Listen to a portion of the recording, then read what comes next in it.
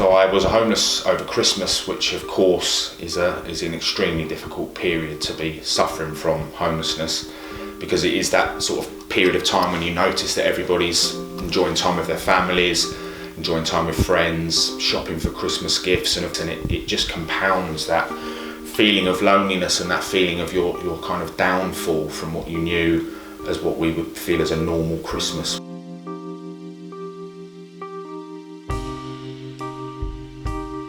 I think the worst thing about being homeless over the winter period is the weather, and of course that feeling of always being damp and cold. No matter sort of what you do, it's impossible to feel completely dry, and just keeping all your belongings safe and dry and warm is just an ongoing task.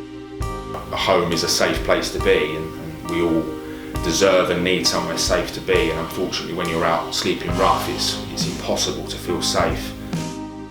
Before I became homeless, I had a successful career as a hairdresser. I'd worked as a hairdresser for several years. There was a family tragedy in my early 20s, and things kind of spiralled out of control from that point. How it felt, well, it was absolutely terrifying as a starting point. It was a new world to me, and a world which I had absolutely no idea of how to cope with.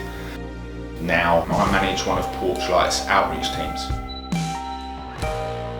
When I think back to how I felt when I first started receiving any form of support, I think the main thing was just a feeling of absolutely no self-worth, and not really feeling that anybody would want to help because of the things that I'd done and the situation that I was in.